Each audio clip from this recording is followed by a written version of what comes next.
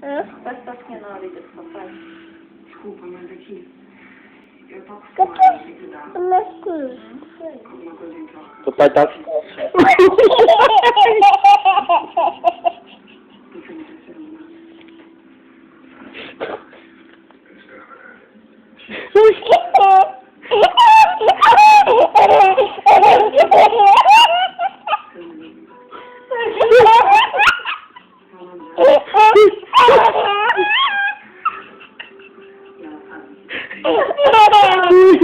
Ui.